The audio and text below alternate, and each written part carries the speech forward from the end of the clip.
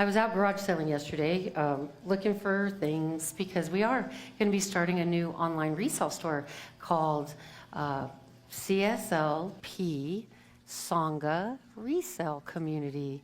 And Sudra's going to be running it, and I'm just helping her get it off the ground. And every demand we have placed on Spirit to find the things we need to do this, a scale, a heat gun, all these lovely things I thought would be a easy venture as we started researching, became a little bit bigger and bigger and bigger. But the good news is we have everything that we need. We'll be launching May 3rd. And I can't wait to tell you more about it, but just a highlight of that, we've been really busy.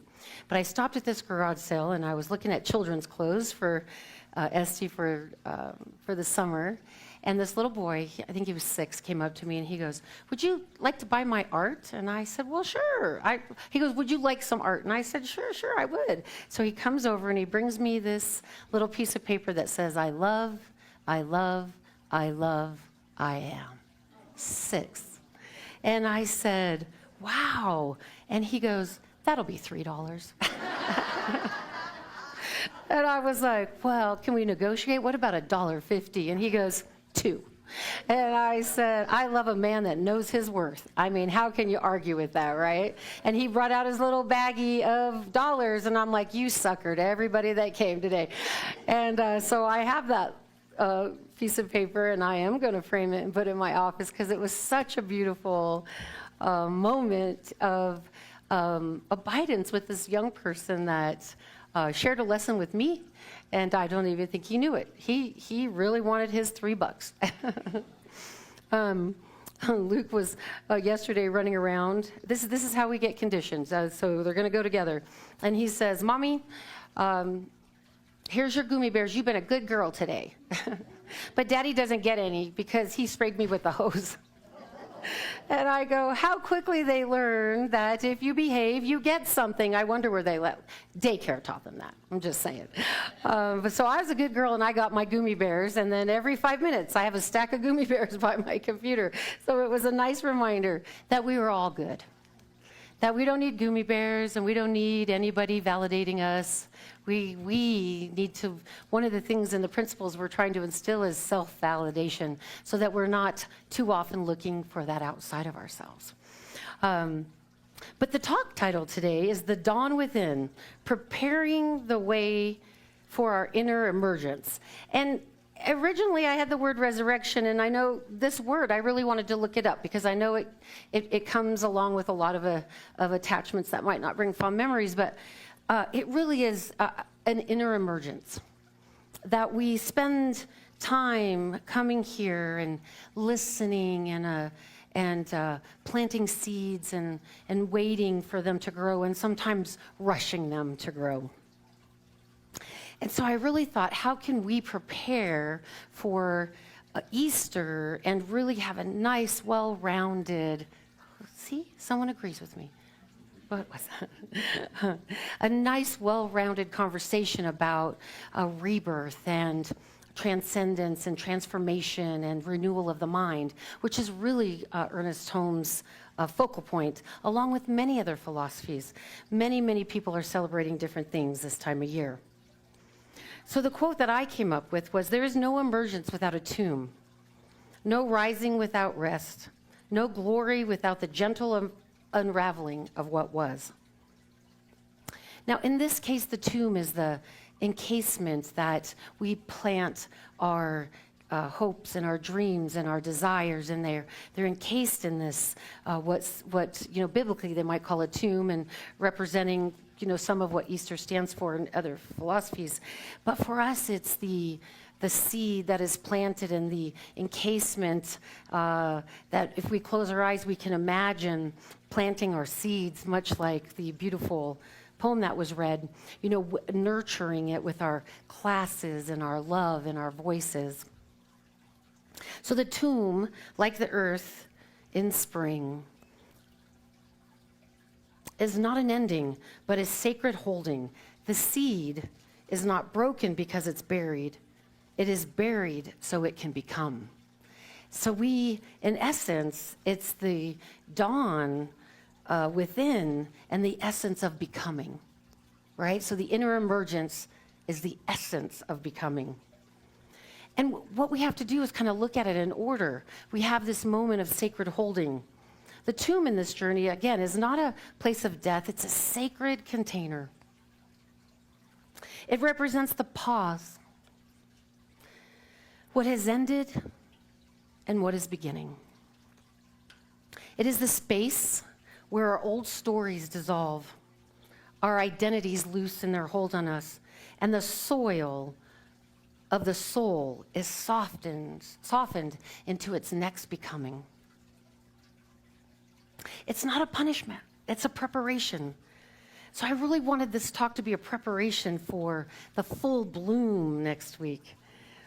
It's not the end, it's the in-between. It's the momentary pause where we watch the plants spring forth life.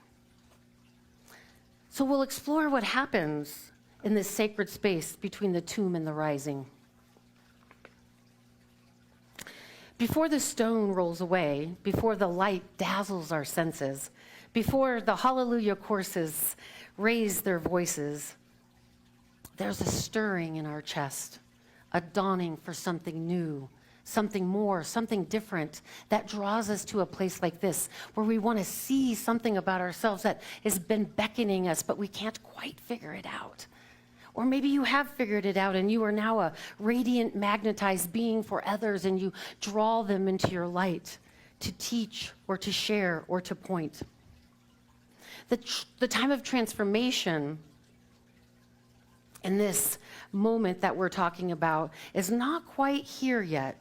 But today is the invitation to prepare the soil for what is about to rise. And this is metaphorically within ourselves, within the center, within your families, your communities, this country.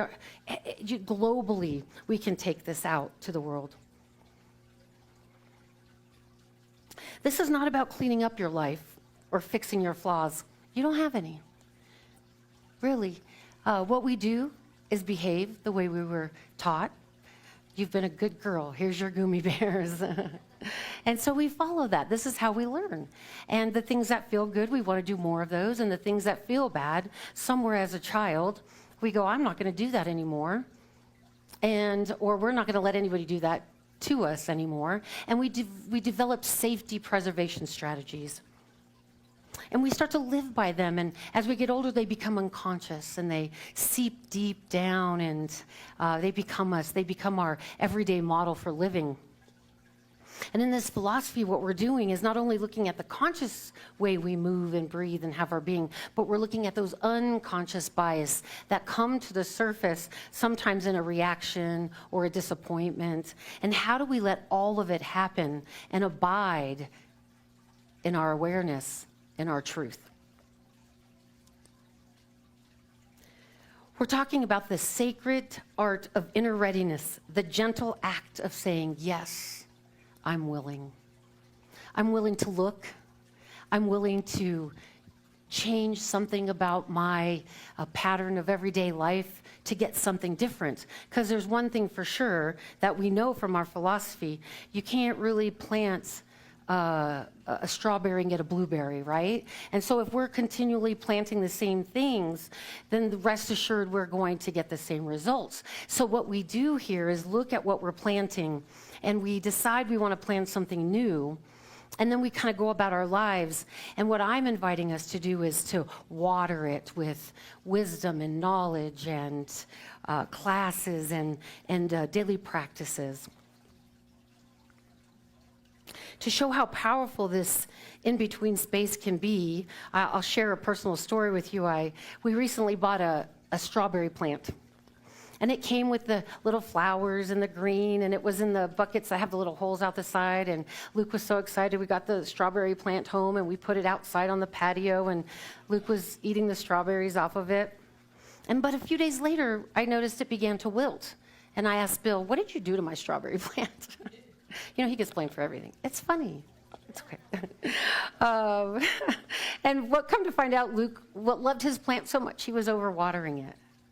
And so sometimes too much of one thing without a pause or a break can do the same thing of too little of one thing without putting in something new. So because we weren't so sure, we decided we would move it, we would read the directions on the tag. That tells us clearly how to take care of a strawberry plant. So the next morning I noticed it was out front, and Bill was giving it more loving and tender care. I think I even caught him talking to it, giving him some love. And the next thing we knew, the green started to take life again. And there were little daisy-like flowers on it. And Luke, every time he walks out the front door, he's like, "There's my strawberries, I love you." And I saw in this moment how sometimes we can deny ourselves that when we are living in our conditioning and we do something and we feel shame or guilt, or maybe we don't even know we're feeling shame or guilt. And then the words we say to ourselves, we wouldn't even let another person say to us typically. And if we are letting another person say them to us, then we have to look at, why. And that's what we do here. So in the pause, we are looking at the inner reflection of how we are moving and having our being in the in-between. So as we waited on the nourishment and the roots, and we fed the leaves, and the flowers started to grow, then of course it had fruit again. And this is a representation or analogy that we use a lot. So the tomb is much like the faith walk, not forcing the tending, not rushing, but trusting. That there was something in the decision to read the tag and to have faith that whoever wrote that tag knew what they were talking about. Because sometimes, I don't know about you, but I look at the tag and I go, I could do it. And we don't pay attention to the directions, and we can easily get turned around. And that's what life has given us in our philosophy, is some directions.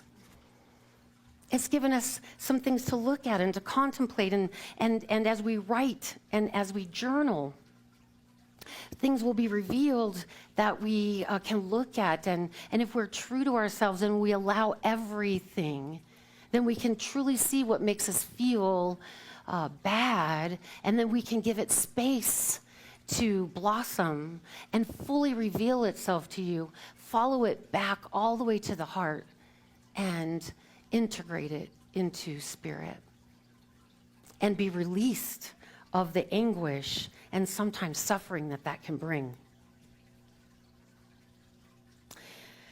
Just as the earth warms beneath the winter's crust, something unseen is happening.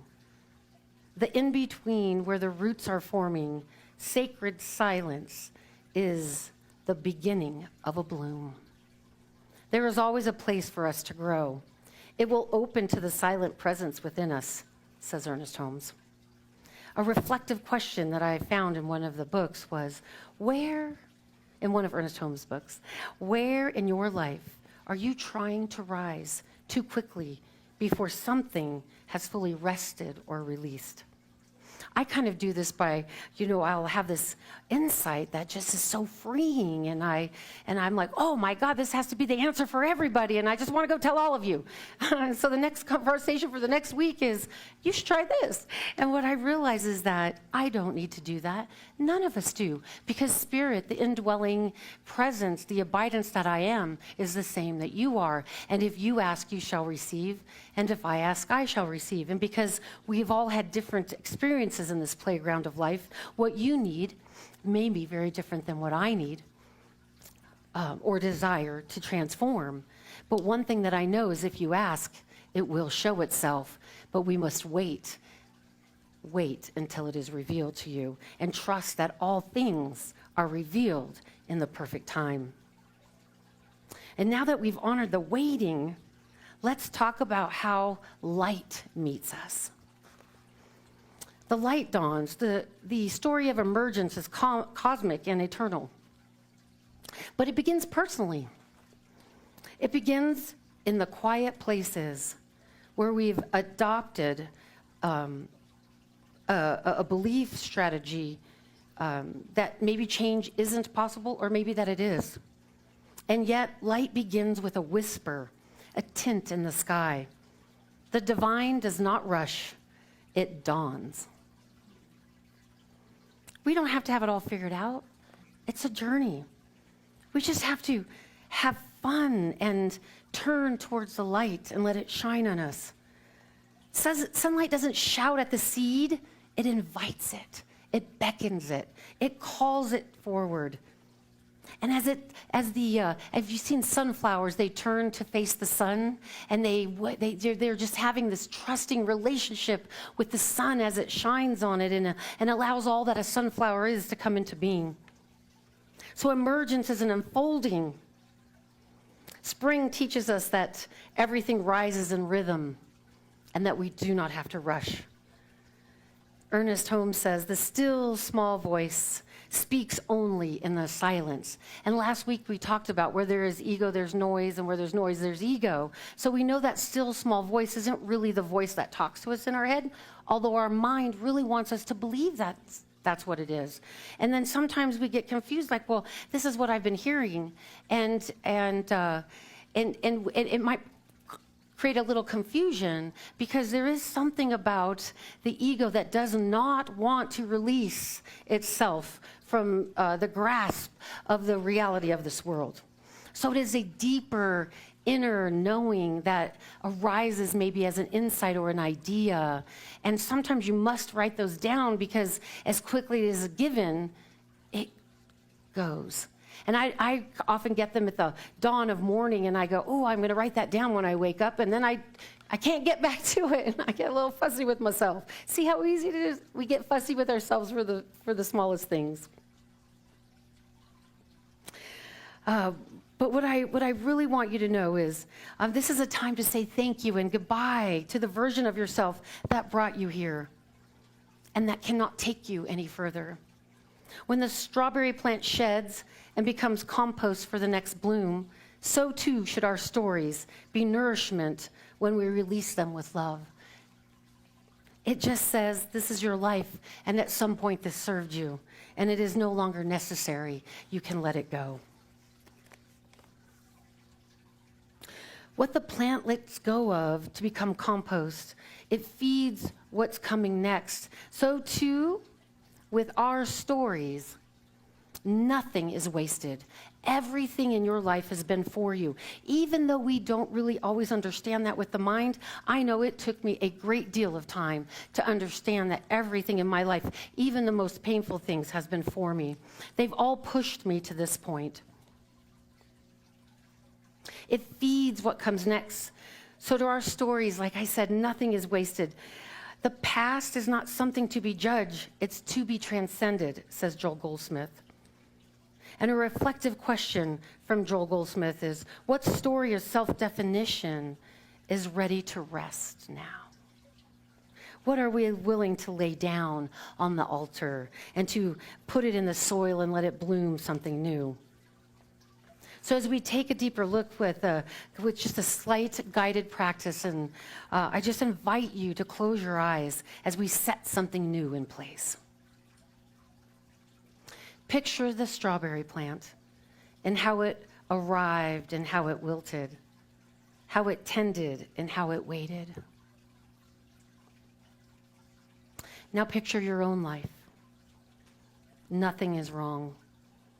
Something is simply preparing to bloom. Can you feel the eagerness of which something might be stirring in you that is beckoning your attention? Visualize the light gently finding you, not by force, but just by love as a revealing. Let it rise within your being. Let it magnify all around you. Taking a big, deep breath in. And together we can say, I will let it rise. And now as we come to a close with some affirmation and something that I will read to you, I wanted to say this. So we're standing here, not at a cross, not yet in the garden, but in the hush of between. We are the seed learning to trust the soil. We are the strawberry plant between harvests. We are the soul that whispers, I was made for more. Not by force, but by love.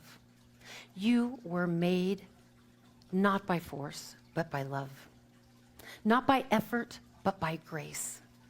And the dawning is already within you. This is something that came to me, and I wanted to close with this and a quick read for you. There are journal sheets out there to explore all of these concepts, as well as what I will read at the very end. But this is what came to me while I was writing this talk, that you are not just the soil or the seed. You are becoming the bloom. The light already is in you, drawing you upward.